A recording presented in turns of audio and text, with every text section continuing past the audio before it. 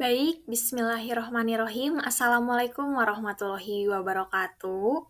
Izinkan kami dari kelompok PPL PPG SDN 065 Cihamplas untuk mendemonstrasikan kontekstual dalam mata kuliah pembelajaran sosial emosional topik 4.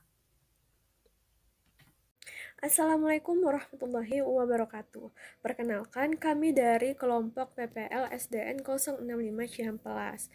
Di sini kami akan memaparkan mengenai sebuah materi untuk memenuhi tugas pada mata kuliah pembelajaran sosial emosional topik 4 demonstrasi kontekstual. Adapun kami dari Universitas Pendidikan Indonesia, PPG Prajabatan PGSD gelombang 1 2024. Adapun anggota kelompok terdiri dari yang pertama ada Cantika Andriani Rahmana, yang kedua ada Dea Widya Rizky, lalu yang ketiga Delian Nadifa Rahma, yang keempat ada Eni Rahayu, dan terakhir saya sendiri Fadila Raihanin. Adapun perintah dari tugasnya yaitu pada bagian ini Anda sebagai guru diminta untuk membuat sebuah program, intervensi, atau tindakan untuk merubah perilaku. Belajar peserta didik untuk menjadi lebih positif dengan mempertimbangkan potensi peserta didik dan bukan hanya kelemahannya. Anda diminta untuk yang pertama sebagai seorang guru menentukan target perilaku. Bisa saja kelemahan siswa, namun alangkah baiknya bila juga menemui kekuatan ataupun potensi yang dimiliki siswa berdasarkan apa yang Anda alami sebagai seorang guru. Lalu yang kedua, menentukan siapa yang melakukan observasi.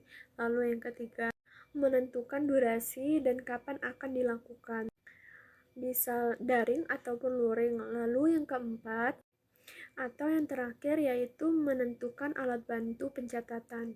Baiklah, selanjutnya pematerian akan disampaikan oleh teman rekan saya.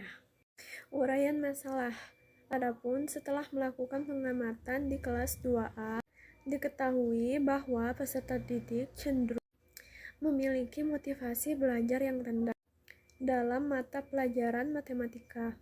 Mereka tampak mengalami kesulitan untuk memahami konsep pembelajaran sekaligus merasa cemas dan tidak percaya diri saat memperoleh nilai rendah. Kemudian terdapat solusi serta tindakan yang dapat dilakukan oleh guru untuk menangani permasalahan kurangnya motivasi peserta didik dalam pembelajaran matematika. Yang pertama, menganalisis penyebab permasalahan tersebut, mengapa dapat terjadi. Yang kedua, setelah melakukan analisis tersebut, didapatkan hasil bahwa peserta didik kurang menyukai pembelajaran yang monoton. Mereka juga membutuhkan penjelasan dari teman sebaya dalam memperdalam pengetahuannya. Baik, selanjutnya ada solusi dan tindakan. Selanjutnya, sebagai guru harus mampu menciptakan pembelajaran dengan menyesuaikan kebutuhan peserta didik. Dan juga strategi pembelajaran yang dilakukan dengan menyesuaikan kebutuhan peserta didik adalah menerapkan media pembelajaran interaktif dengan mengintegrasikan teknologi dan berbasis kearifan lokal. Sehingga selain pemahaman yang didapat oleh peserta didik secara konkret juga mengajarkan peserta didik untuk melestarikan kebudayaan.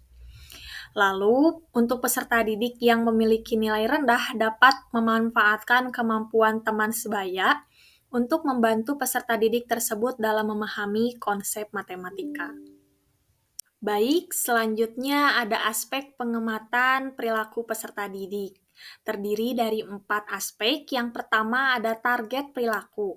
Maksudnya itu sendiri peserta didik dengan memotivasi belajar yang rendah pada mata kuliah pelajaran matematika. Lalu, observer yaitu guru wali kelas atau mahasiswa PPG Prajabatan. Lalu untuk alat pencatat, kami menggunakan lembar observasi dan dokumentasi, serta durasi yang akan diimplementasikan selama kegiatan pembelajaran 2 minggu. Baik, yang selanjutnya ada tabel penceratan pengamatan, yang mana pengamatan ini dilakukan pada mata pelajaran matematika. Untuk kurangnya motivasi belajar peserta didik dalam mata pelajaran matematika ini terdapat 3 pertanyaan.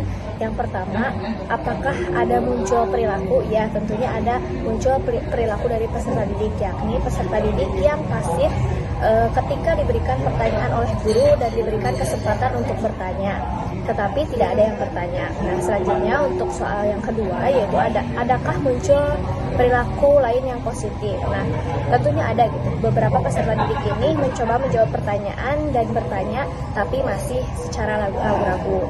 Yang ketiga, ada potensi apa pada peserta didik yang bisa dikembangkan.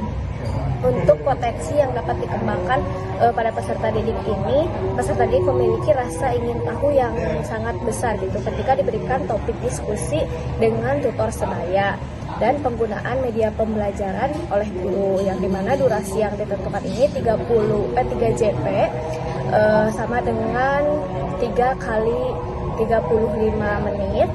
Untuk keterangannya, peserta didik bersikap pasif ketika diberikan pertanyaan oleh guru, tidak bertanya jika tidak mengerti. Baik, selanjutnya akan disampaikan oleh teman saya. Adapun kita setelah sampai kepada pembahasan mengenai kesimpulan. Nah, jadi kesimpulannya yaitu yang pertama, ternyata tidak semua peserta didik memiliki motivasi belajar yang rendah pada mata pelajaran matematika. Lalu yang kedua, peserta didik yang memiliki rasa motivasi yang rendah merasa pembelajaran terlalu monoton, sehingga perlu adanya strategi yang lain untuk digunakan pada pembelajaran. Strategi pembelajaran yang dibutuhkan yaitu strategi yang memfokuskan pada kebutuhan belajar peserta didik yang sudah dilakukan oleh guru.